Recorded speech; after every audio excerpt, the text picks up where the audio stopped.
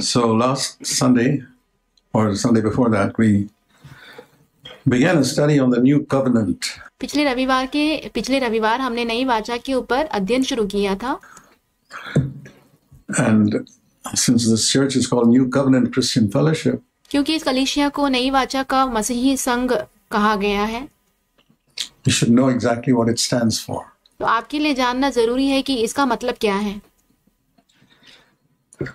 The Bible is divided into two parts, as you know, Old Testament and New Testament. Bible को दो भागों में बांटा गया है, पुराना नियम और नया नियम. And the word covenant and testament mean the same thing. और जो शब्द वाचा और नियम है, दोनों का ही मतलब एक ही है. Or more, a word that is used more frequently in today is agreement. और जो शब्द का इस्तेमाल आज अक्सर किया जाता है वो ये है समझौता.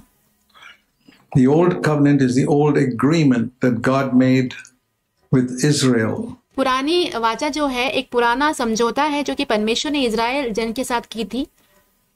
And there were certain conditions and all those things were listed in the 10 commandments.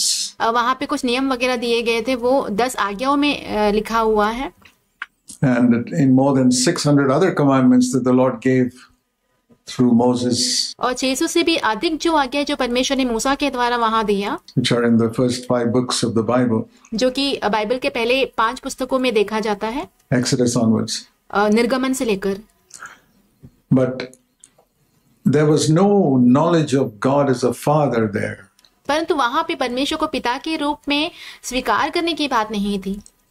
There was no assurance that God won't remember our sins anymore. वहाँ पे कोई भी एक निश्चय नहीं दिया गया था कि परमेश्वर हमारे पापों को फिर कभी स्मरण नहीं करेंगे. There were many limitations in that old agreement. पुराने समझौते में बहुत सीमाएं थी. Then Jesus came फिर यीशु आए and made a new agreement. उन्होंने एक नया समझौता बनाया. So in Hebrews, it says in chapter 3, इब्रानी उसके अध्याय 3 में कहा गया है that the old agreement was through Moses. कि पुरानी वाचा जो है वो मूसा के द्वारा था. Chapter 3 verse 5, Moses was faithful in his house as a servant. अध्याय 3 का 5वां वचन, मूसा तो उसके सारे घर में सेवक की नाई विश्वास योग्य रहा. And the new agreement is contrast Moses with Christ. और नई वाचा जो है मसीह के द्वारा, यहाँ पे हम देखते हैं मूसा की तुलना मसीह के साथ किया गया है. In verse 6. वाक्य 6. So one of the main differences is this. तो एक सबसे बड़ा फर्क जो है वो ये है, in the Old Testament, पुराने नियम में there was no victory over sin, as we mentioned last time. जैसे कि हमने पिछली बार कहा था, वहां पे पाप के ऊपर जय नहीं है. In the new agreement, sin cannot rule over you. पर नए समझौते में पाप तुम्हारे ऊपर प्रभुता नहीं कर सकता. So from that we come to this conclusion. उसमें से हम इस निर्णय की ओर आते हैं कि I want to repeat what I said last time because this is one of the most important parts of the new covenant. मैंने जो पिछली बार कहा था उसे मैं दोहराना चाहता हूँ क्योंकि नई वाचा का ये एक सबसे महत्वपूर्ण भाग है. Romans 6:14. रोमियो 6 उसका 14 वचन. Let me repeat it. मैं उसको दोहराता हूँ. Even a child can answer this question. एक छोटा बच्चा भी इसका जवाब दे सकता है. Sin will not be master over you because of one reason. पाप तुम्हारे ऊपर प्रभुता नहीं करेगा एक ही कारण की वजह से. You are not under the old covenant law. क्योंकि तुम पुराने वाचा के व्यवस्था के अधीन में नहीं हो. But you are under the new covenant grace. परंतु तुम नई वाचा के अनुग्रह के अधीन हो. So the question is, अब प्रश्न ये है, if you are constantly defeated by sin, अगर आप हमेशा पाप से हारे हुए रहते हैं, whether you know it or not, आप जानो या ना जानो, you are living under the old covenant. आप पुरानी वाचा में ही जी रहे हैं. Under the agreement God made with Israel. वो समझौते के अधीन में जो कि परमेश्वर ने इजराइल जन के साथ की थी. It's like I've heard here in the United States ये ऐसा ही है जैसे कि मैंने यहाँ पे अमेरिका में सुना था, around 1861 or 62 or somewhere, लगभग 1861 या 62 में, when the president proclaimed liberty for all the slaves. जब यहाँ के राष्ट्रपति ने सारे जितने भी गुलाम हैं उनकी स्वतंत्रता की घोषणा की थी In the southern part of the United States, America के दक्षिणी भाग के लिए, it was proclaimed on a certain date. कुछ निश्चित तारीख को उसकी घोषणा की गई थी. But the people down there in the south, there were no television, or those slaves did not read newspapers. और जो दक्षिणी भाग में जो लोग रहते थे वहां पे उस समय टीवी नहीं था और वहाँ जो गुलाम रहते थे वो अखबार नहीं पढ़ते थे. They never knew. वो उन्होंने कभी जाना ही नहीं इस बात को. And for years and years and years, they remained slaves. और बहुत सारे वर्षों तक वो गुलाम ही बने रहे. This freedom from slavery had been proclaimed गुलामी से जो स्वतंत्रता है उसकी घोषणा हो चुकी थी in the capital, but राजधानी में, they never heard about it. पर उन लोगों ने इसके बारे में सुना ही नहीं था. And so they remained slaves for years, इसलिए वो गुलामी की अवस्था में बहुत वर्षों तक रहे, for many, many years. बहुत सारे वर्षों तक. Now, the devil does not want us to know अब शैतान जो है वो नहीं चाहता है कि हम ये जानें that on the cross of Calvary कि कलवरी की उस क्रूस पे and through the gift of the Holy Spirit, और पवित्र आत्मा के वरदान के द्वारा God has made provision for you to be free from every known sin in your life. कि परमेश्वर ने हमारे लिए प्रबंध बनाया है कि आपके जीवन से हर एक जाने हुए पापों से आप स्वतंत्र हो सकते हैं. But do you think the devil wants you to know it? No. पर क्या आपको ऐसा लगता है कि शैतान चाहता है कि हम इस बात को जाने? नहीं. He'll keep you ignorant of it. वो आपको इस बात से अनजान ही रखेगा. And even if you hear it in a meeting like this, यद्यपि अब ऐसी एक सभा में इसके बारे में सुनो भी, he will not permit you to experience it in your life because आपके जीवन में इसका अनुभव करने का जो अनुमति है वो नहीं देगा. somehow or the other he will explain it away for you and saying, और वो किसी न किसी तरीके से आपको ऐसे बताएगा इसे. well, you actually got it, or when you haven't got it. वो कहेगा कि तुमने तो इसे पहले ही पा लिया है जबकि तुमने इसे पाया ही नहीं हो. So it's very important for us to understand. तो इसके बारे में समझना हमारे लिए बहुत ही महत्वपूर्ण है. So let's begin with our past life. I want to make it very simple. हम इसकी शुरुआत करते हैं हम अपने अतीत के जीवन से. मैं इसे बहुत ही सरल बनाना चाहता हूँ. What is God's provision परमेश्वर का प्रबंध क्या है for our past life? हमारे अतीत के जीवन के लिए? Turn with me to Hebrews in chapter 8, where he specifically speaks about the new covenant. मेरे साथ चलिए इब्रानियों की पत्री 8वें अध्याय में, जहाँ पे नए वाचा के विषय में बहुत ही स्पष्ट रूप से कहा गया है. Hebrews in chapter 8. इब्रानियों 8वां अध्याय. In the earlier chapters, he says, इसके पहले के अध्याय में वो कहते हैं, in the old covenant, there's a constant remembrance of sin. पुरानी वाचा में हमेशा पाप के विषय में याद दिलाया जाता था. Because they're always offering, every year they had to come and bring an offering. क्योंकि हर साल वो चढ़ावा लेके आया करते थे, उनको करना पड़ता था वो. And there's a remembrance, you're a sinner, you're a sinner, you're sinning, you're sinning, you're sinning. और वहां पे एक स्मरण दिलाने की बात होती थी कि तुम एक पापी हो, तुमने पाप किया है, तुम एक पापी हो, तुमने पाप किया है. But in the new covenant, परंतु नई वाचा में, see, it says here in verse 8, Hebrews 8 verse 8. यहाँ पे कहा गया है, देखिए इब्रानियों की पत्री 8वां अध्याय उसका 8वां वचन. Behold, the days are coming when I'll effect a new covenant with the house of Israel and Judah. देखो वे दिन आते हैं कि मैं इजराइल के घराने के साथ और यहूदा के घराने के साथ नई वाचा बांधूंगा. That house of Israel and Judah today is the church. और ये जो इजराइल का घराना और यहूदा का घराना जो है वो आज की कलीसिया है. And what is the new covenant? और ये नई वाचा क्या है? And if you read in the succeeding verses 9 onwards to 12, जब आप उसके आगे के वचनों को पढ़ेंगे जो कि 9 से लेकर 12 वचन तक है, there are basically 3 things mentioned there. वहां पे बुनियादी रूप से 3 चीजें दिखाई गई है. And verse 13, और वाक्य 13, when he says a new covenant, the first is made obsolete. जब वो कहते हैं नई वाचा तो इसका मतलब है कि पुरानी जो वाचा है वो मिटाया जा चुका है. So the old covenant is not existing today. तो पुरानी वाचा अब स्थायी रूप से नहीं है. As far as God is concerned, he wants every single Christian जहां तक परमेश्वर की बात आती है वो चाहते हैं कि हर एक मसीही to live under the new covenant, which means he wants every single Christian to be under grace, not under law. तो वो चाहते हैं कि हर एक जन नई वाचा के अधीन में रहो. इसका मतलब ये है कि हर एक मसीही जो है अनुग्रह के अधीन में रहे, ना कि व्यवस्था के.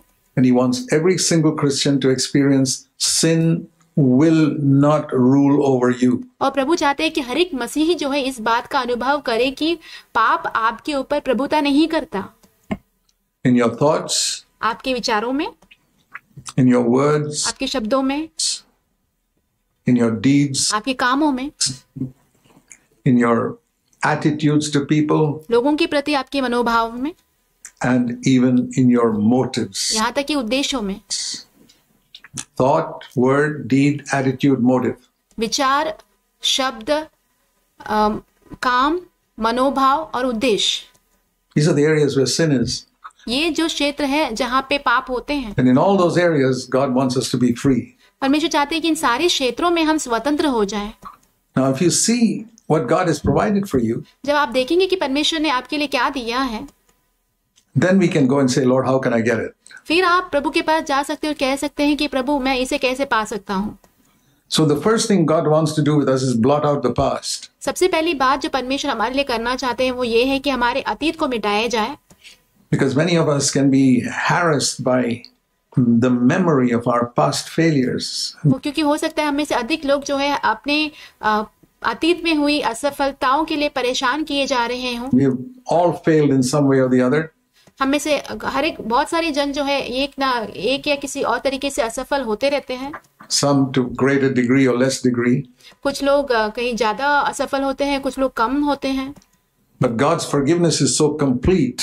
परंतु परमेश्वर की जो माफी है, क्षमा है, वो संपूर्ण है. Then the person who's committed just a few sins and the person who's committed millions of sins are both on the same level. जो व्यक्ति ने कम पाप किए हो और जो व्यक्ति ने लाखों पाप किए हो, दोनों का स्तर एक ही जैसा है. Because God says, I won't remember it. क्योंकि परमेश्वर कहते हैं मैं उसका स्मरण नहीं करूंगा. That's the first thing in the new covenant. नई वाचा में यही सबसे पहली बात है. Hebrews 8 verse 12. इब्रानियों 8 उसका 12वां वचन. I will be merciful to their iniquities and I will remember their sins no more. क्योंकि मैं उनके अधर्म के विषय में दयावंत होऊंगा और उनके पापों को फिर स्मरण न करूंगा. Very important for all of us to understand it. हम सभियों के लिए इसके बारे में समझना बहुत ही जरूरी है. Are you sure this is true in your life? क्या आप इस बात से निश्चित है कि ये बात आपके जीवन में सत्य है? How can we know whether our past sins are really forgiven? हमें इस बात को कैसे जान सकते हैं कि सच में हमारे जो अतीत के पाप है उसका क्षमा हो चुका है? Just ask yourself, number अपने आप से पूछिए सबसे पहली बात. 1, have you confessed it to the Lord? I'm not saying every single sin we did in our past. When the prodigal son came back to the father, आपने अपने जीवन के हर एक पाप परमेश्वर के सामने अंगीकार किए हों. इसका मतलब ये नहीं कह रहा हूं कि आपके जीवन में एक एक पाप आप परमेश्वर के सामने कहो, क्योंकि जब उड़ाऊ पुत्र उसके पिता के पास वापस आता है, there must have been hundreds of sins he committed, but all he said is, Father, I have sinned. उसने हो सकता है कि बहुत सारे पाप वहां पे किए हो, परंतु वो अपने पिता से आकर सिर्फ इतना कहता है कि पिता मैंने पाप किया है. One sentence. एक ही शब्द में, एक ही वाक्य में. And he was accepted. और उसको अंगीकार किया गया. How in the world can we confess every single sin हम अपने सारे पापों को कैसे अंगीकार कर सकते हैं that we did in our life? Impossible. जो हमने अपने जीवन में किए हों, ये करना असंभव बात है. Don't let anyone or the devil or anyone torment you with that. You come to the Lord the first time you come. आप किसी और को या शैतान को इस बात की अनुमति ना दीजिए कि वो इस बात से आपको परेशान करे. जब आप प्रभु के सामने आए सबसे पहले You say, Lord, I am a sinner. आप कहिए प्रभु मैं एक पापी हूँ. I have sinned. I don't justify anything I have done. मैंने पाप किया है. मैंने जो किया है उसके लिए कभी भी बिल्कुल भी किसी बात के लिए मैं न्याय नहीं दूंगा. I've done lots and lots of wrong things. मैंने बहुत सारे गलत काम किए हैं. Dishonored you. आपके ये नाम का निरादर किया है. I want you to please forgive me. I believe that Jesus Christ paid the price for all my sins on the cross. मेरी क्षमा कर दीजिए, क्योंकि मैं विश्वास करता हूँ कि प्रभु यीशु मसीह ने उस क्रूस पर मेरे सारे पापों को क्षमा कर दिया है। But from that moment onwards, पर उस क्षण से लेकर फिर, well, first of all, what does God do at that moment? He said, सबसे पहली बात, उस क्षण पर परमेश्वर हमारे लिए क्या करते हैं? I will be merciful. वो कहते हैं, प्रभु कहते हैं कि मैं उसके प्रति दयावंद होऊंगा। Mercy refers to the past, दया जो है अतीत को दिखाता है, forgiveness. क्षमा को दिखाता है। Grace refers to the future, और अनुग्रह जो है वो भविष्य को दिखाता है, overcoming sin. पाप के ऊपर जय पाने की बात को दिखाता है। Remember that. Mercy refers to the forgiveness of our sins. इस बात को याद रखें कि जो दया है वो हमारे पापों की क्षमा के विषय को दर्शाता है। That's why the Old Testament is full of the word mercy, mercy, mercy, mercy, mercy. इसलिए हम देखते हैं कि पुराने नियम में हर जगह जो है ये जो शब्द दया दया दया पूरा हम देखते हैं। And the New Testament also it's there because we need mercy till the end of our life. नए नियम में भी ये शब्द जो दया है वो लिखा गया है, क्योंकि हमारे जीवन के अंत तक हमें दया की जरूरत है। But in the New Testament we have a new word called grace which is not found in the Old Testament. पर नए नियम में हम एक नए शब्द को देखते हैं जो कि अनुग्रह है। ये जो शब्द है पुराने नियम में नहीं देखा जाता है, Because it's a new covenant word. क्योंकि ये नई वाचा का एक शब्द है इसलिए। But to begin with, I will be merciful to their past life. And here's the important thing, I will not remember their sins anymore. तो यहाँ पे शुरुआत ऐसी होती है कि मैं उनके अधर्म के विषय में दयावंत होऊंगा, और यहाँ पे महत्वपूर्ण बात है, और उनके पापों को फिर स्मरण ना करूंगा। That's what I want to ask you. Let's make it practical. तो यही मैं आपसे पूछना चाहता हूँ, हम इसको प्रायोगिक रूप से देखते हैं। Do you remember your past sins? You क्या आप अपने अतीत के पापों को याद करते हैं? can't help it because it's in your memory. आप उसके बारे में कुछ नहीं कर सकते क्योंकि ये आपके याददाश्त में है। But do you know that God says, I will not hold that against you? That's the meaning. It's not that God's got a worse memory than me. जब प्रभु कहते हैं कि जब ऐसा कहते हैं तो परमेश्वर कह रहे हैं कि मैं तुम्हारे विरुद्ध इस बात को नहीं रखूंगा। इसका मतलब ये नहीं कि परमेश्वर की जो याददाश्त है वो बुरी हो। God doesn't have a worse memory. He remembers every single thing I did. परमेश्वर की जो याददाश्त है वो बुरा नहीं है, क्योंकि मैंने जो हर एक पाप जो मैंने किए हैं परमेश्वर उसे याद करते हैं। And in fact, there is a warning परंतु सच में देखा जाए तो वहां पे एक चेतावनी है in the Gospels where Jesus said, you know the story of a man who was forgiven, let's say $1 million. तो वहां पे सुसमाचार में हम देखते हैं प्रभु यीशु ने एक दृष्टांत कहा, एक कहानी कहा, जहां पे एक जो व्यक्ति है जिसके लाखों जो डॉलर है वो क्षमा किए जाते हैं by his master. उसके मालिक के द्वारा। And says it's blotted out. और वो कहता है कि वो मिटा दिया गया है। I want you to pay it back. मैं नहीं चाहता कि तुम्हें उसे वापस मुझे लौटाओ। And that man went out and caught a fellow who owed him $10. और वो व्यक्ति वहां से बाहर जाता है और दूसरे एक व्यक्ति को देखता है जो इसके प्रति $10 कर्जदार हो। Caught him by the throat and said, pay up, otherwise I'll take you to court. और वो क्या करता है, उसका गला पकड़कर कहता है कि मुझे अभी के अभी वो पैसा चुकाओ, नहीं तो मैं तुम्हें न्यायालय में लेके जाऊंगा। And he took him to court and got him locked up. और वो उसको न्यायालय में लेके भी जाता है और उसे बंदी गृह में डाल भी देता है। And the master called the servant back. और जो मालिक है वो इस सेवक को वापस बुलाता है। Hey, I forgave you $1 million. मैंने तो तुम्हें लाखों रुपए क्षमा किए। And you couldn't forgive that guy $10? और तुम उसके 10 रुपए थे उसको भी क्षमा नहीं कर पाए। You put him in jail. तुमने उसे बंदी गृह में डाल दिया। Now I'm going to put you in jail, and not only jail. You read that in the end of Matthew 18. I'm going to send the torturers to torture you. Those are the demons. और मैं भी तुम्हें अभी बंदी गृह में डालूंगा। आप पढ़ सकते हैं इसे मत्ती की किताब 18 अध्याय में। यहाँ पे सिर्फ बंदी गृह में ही नहीं डालूंगा, परंतु तुम्हें पीड़ा देने वालों को जो कि दुष्ट आत्माएं हैं वो उन्हें तुम्हारे पास भेजूंगा। Now what I learned from that is, यहाँ से मैं क्या सीखता हूँ, when God has forgiven you, जब परमेश्वर ने आपको क्षमा किया है, and you don't forgive one person, जब आप एक व्यक्ति भी है जिसे आपने क्षमा नहीं किया हो, if there's one person anywhere in the world whom you have not forgiven, दुनिया में कहीं भी एक ऐसा कोई व्यक्ति हो जिसको आपने क्षमा किया नहीं हो, you don't physically catch him by the throat, आप प्रायोगिक रूप से तो उसका गला नहीं पकड़ते हैं, but you hold him You say, I won't forgive him. पर आप उसे पकड़े रहते हो और कहते हो कि मैं तुम्हें क्षमा नहीं करूंगा। You have a grudge against him. उसके प्रति एक वैर भाव होता है आपके मन में। I'll tell you something. मैं आपसे कुछ कहता हूँ, The demons will be allowed to attack you. दुष्टात्मा को अनुमति दी जाएगी कि वो आप पर आक्रमण करे। I'm not scaring you. It's what Jesus said in Matthew 18. मैं आपको डरा नहीं रहा हूँ। प्रभु यीशु ने मत्ती उसके 18वें अध्याय में यही कहा है। He was handed over to the torturers उसे सताने वालों के हाथ में सौंपा गया था because he would not forgive somebody else. क्योंकि उसने किसी और को क्षमा नहीं किया था, इसलिए। So there is a condition for our forgiveness. It's तो यहाँ पे एक शर्त है हमारी क्षमा पाने के लिए। not just that we confess our sins to the Lord, which is important, इतना ही नहीं कि हमारे पापों का अंगीकार हम प्रभु के सामने करें, ये तो महत्वपूर्ण है ही।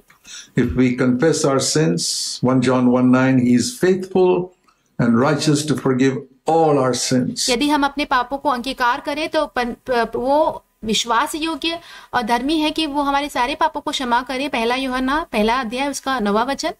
And to cleanse us from all unrighteousness. और हमारे सारी अधार्मिकताओं से हमें शुद्ध करें वो। But as I said, if we don't forgive others, पर जैसे मैंने कहा कि यदि हम दूसरों को क्षमा नहीं करेंगे, see what Jesus said in Matthew 6. आप देखिए यहाँ पे प्रभु यीशु ने मत्ती उसके 6वें अध्याय में क्या कहा है।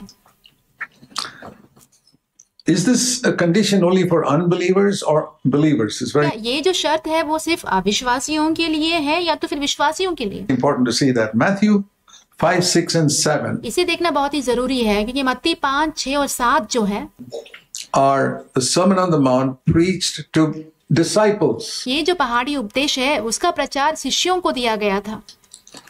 In fact, you see that right at the beginning in Matthew 5, verse 1, disciples came to him and he taught them. आप इसे देख सकते हैं शुरुआत में ही मत्ती 5 उसके पहले अध्याय में पहले वचन में कि जैसे ही शिष्य उसके पास आए तब उसने उन्हें सिखाना शुरू किया।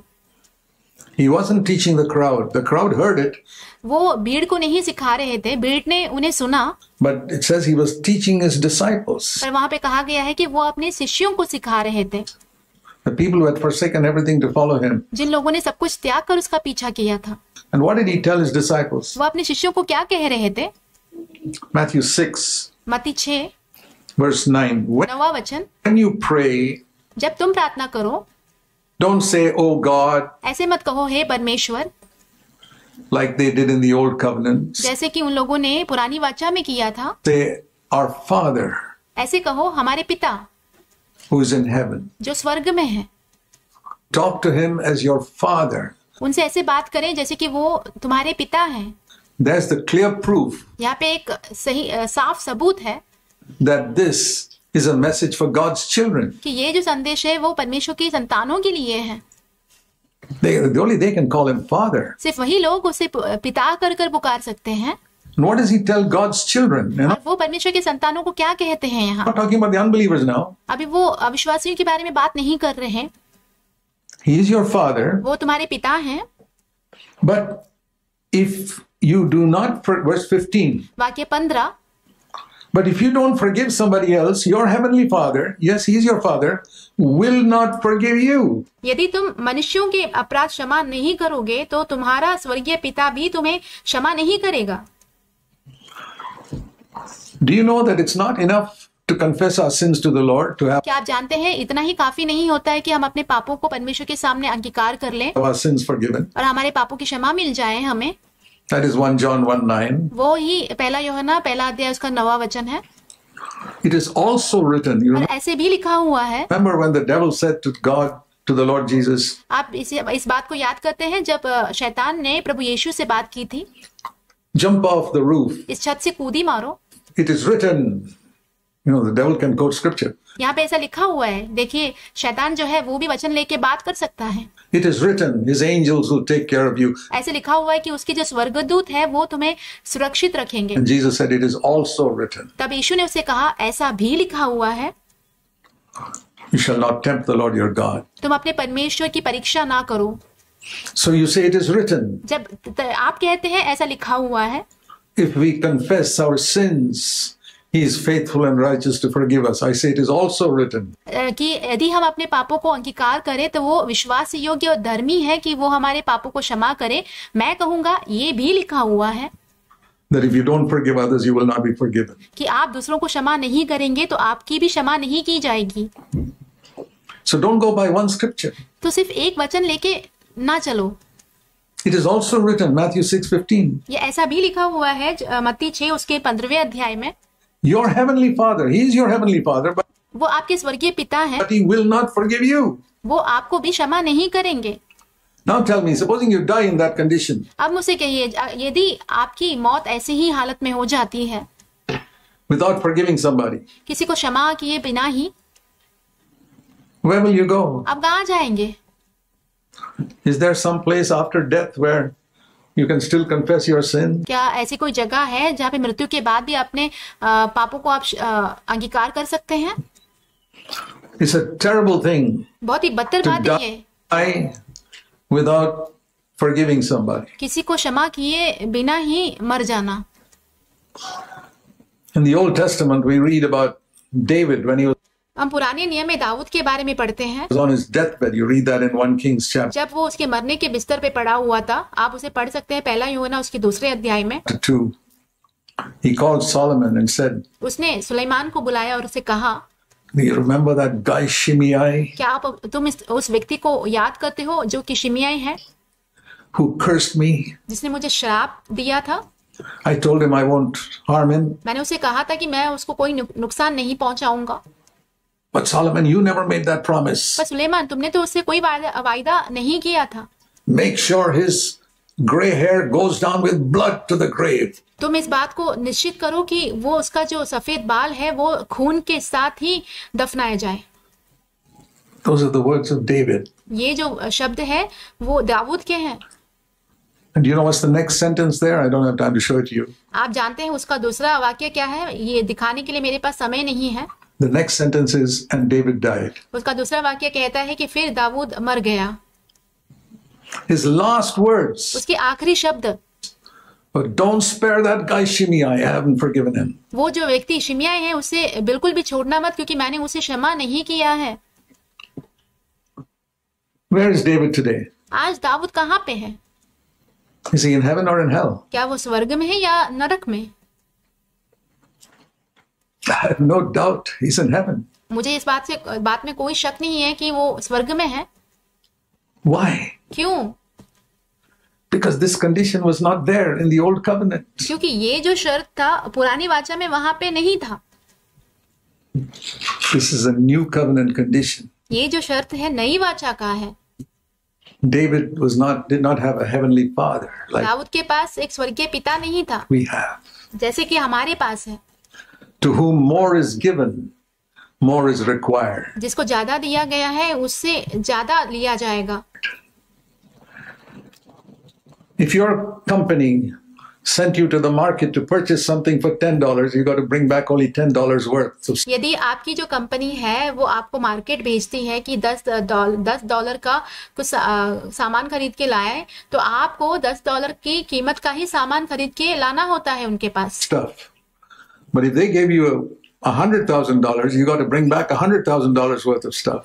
यदि उन लोगों ने आपको $100,000 दिए हैं तो आपको $100,000 की ही कुछ कीमती चीज उनके पास वापस लाना होगा। To whom more is given, more is required. Is exactly like that here. जिनको ज्यादा दिया गया है उनसे ज्यादा लिया जाएगा, ऐसे ही यहाँ पे लिखा हुआ है। When God has forgiven us so much जब परमेश्वर ने हमें बहुत क्षमा किया है and says, I won't even remember it, और कहते हैं कि मैं इसे स्मरण भी नहीं करूंगा, you got to bring back a little more. तो आपको थोड़ा ज्यादा वापस लाना होगा। You got to forgive others. तुम्हें दूसरों को क्षमा करना होगा। It's very, very, very important. ये बहुत ही ज्यादा महत्वपूर्ण है। And the condition is और शर्त ये है, not only if you confess your sins, इतना ही नहीं कि आप अपने पापों का अंगीकार करें, but Matthew 6:14, if you forgive others, your Father will forgive you. मत्ती 6 उसका 14, यदि तुम दूसरे मनुष्यों को क्षमा करते हो तब तुम्हारे पिता जो है तुम्हारी भी क्षमा करेंगे। So I want to emphasize that to all of you, my dear brothers and sisters, because it is not sufficiently taught in Christendom. भाइयों बहनों, मैं सभी को इस बात पर ही जोर देना चाहता हूँ क्योंकि ये मसीही जगत में इसके बारे में सही तरीके से सिखाया नहीं जाता है. And I fear that many people go to hell because और मैं डरता हूँ कि अनेक लोग नरक चले जाते हैं क्योंकि their preachers do not preach the whole truth. क्योंकि उनके जो प्रचारक हैं उनको पूरा सत्य का प्रचार नहीं करते हैं. They leave out the things that are uncomfortable. So I always उनके लिए जो असुविधाजनक चीजें हैं उन्हें वो छोड़ देते हैं. ask people, when you go to prayer, इसलिए मैं हमेशा लोगों को ये पूछता हूँ कि जब आप प्रार्थना के लिए जाते हैं, are you absolutely sure you don't have anything in your heart against anybody who did harm to you? क्या आप इस बात को अपने हृदय में निश्चित करते हैं कि आपके विरोध में जिसने भी कुछ भी किया है उनके प्रति आपके मन में कुछ भी नहीं है? Or to your children, or to your family? या तो फिर आपके बच्चों के खिलाफ या तो फिर आपके परिवार के खिलाफ. Now or 10 years ago? अभी या तो फिर 10 साल पहले. Or cheated you of your property? Or या तो फिर आपके संपत्ति को लेकर आपको धोखा दिया हो, ruined your reputation? It doesn't matter what it is. आपको बदनाम किया हो, कुछ भी होने दीजिए. Have you forgiven him? You say, क्या आपने उसे क्षमा कर दिया है? how do I know whether I've forgiven him? आप कहेंगे कि ये मैं कैसे जान सकता हूँ कि मैंने उसे क्षमा कर दिया है? Get before God परमेश्वर के सामने जाइए and say, Lord, और कहिए, प्रभु, before you I say this. मैं आपके सामने ये कहता हूँ, I forgive that person. मैं उस व्यक्ति को क्षमा करता हूँ. And I forgive that person. मैं उस व्यक्ति को क्षमा करता हूँ. And I forgive that person. मैं उस व्यक्ति को क्षमा करता हूँ. And if you want to be sure of it, say, यदि आप इस बात को निश्चय करना चाहते हैं, Lord, I pray you will bless him. प्रभु, मैं प्रार्थना करता हूँ कि आप उसे आशीषित करेंगे. I wish him well. I hope I hear good news that it went well with him. मैं उसको शुभकामनाएं देता हूँ और मैं चाहता हूँ कि मैं उसके बारे में अच्छी खबरें सुनूं. And I will rejoice when I hear it. और जब मैं उसे सुनूंगा तो मैं उसमें आनंदित होऊंगा. That will be the proof that you've really forgiven him. यही सबूत होगा कि आपने सच में उसे क्षमा कर दिया है. But if tomorrow you hear that he got blessed in some way and you feel a little uneasy, कल यदि आपको ऐसा सुनाई पड़ता है कि उसको आशीष मिला है और आपको मन में बुरा लगता है थोड़ा, God's trying to tell you haven't forgiven him. तो परमेश्वर आपको ये कहने की कोशिश कर रहे हैं कि तुमने उसे क्षमा नहीं किया है. Or tomorrow if you hear something bad happen to him and you say, यदि आप कल उसके बारे में सुनते हो कि उसके साथ कुछ बुरा हुआ है और आपको मन में अच्छा लगता है, you feel a little happy. आपको खुशी महसूस होती है, That's God telling you you've not forgiven him. तो परमेश्वर आपको ये कहने की कोशिश कर रहे हैं कि तुमने उसे क्षमा नहीं किया है. That's very practical. ये बहुत ही प्रायोगिक है. It's very, very important. I बहुत ही महत्वपूर्ण है. don't want to lower the standard मैं स्तर को नीचे नहीं लाना चाहता and fool you. और आपको मूर्ख नहीं बनाना चाहता. And you wake up at the judgment seat of Christ and discover और आप परमेश्वर के न्यायासन के सामने जगेंगे और वहां पे आपको पता चलेगा that the truth was not told to you. कि सत्य तो आपको बताया ही नहीं गया है. So that's it. यही है. But if you come like that, here's God's promise. अगर आप ऐसे ही आते हैं तो परमेश्वर का जो वायदा है वो ऐसा है. In Hebrews chapter 8 इब्रानियों 8वां अध्याय and verse 12, 12वां वचन, God says, I will not remember your sins anymore. प्रभु कहते हैं कि मैं तुम्हारे पापों को बिल्कुल भी स्मरण नहीं करूंगा. You stand before God as if Jesus is standing before God. I आप परमेश्वर के सामने ऐसे खड़े होंगे जैसे कि यीशु परमेश्वर के सामने खड़े हों. believe that. That's the meaning of coming in the name of Jesus Christ. आप इस बात पर विश्वास कीजिए. परमेश्वर के सामने प्रभु यीशु मसीह का नाम लेकर आने का मतलब वही है. You know the meaning of coming into prayer in the name of Christ? क्या आप जानते हैं परमेश्वर के सामने यीशु के नाम को लेके आने का मतलब क्या है? Lord, I cannot come in my name. प्रभु, मैं मेरा नाम लेके तो नहीं आ सकता हूँ प्रार्थना में. I am in Christ and Christ is in me. मैं मसीह में हूँ और मसीह मेरे अंदर है.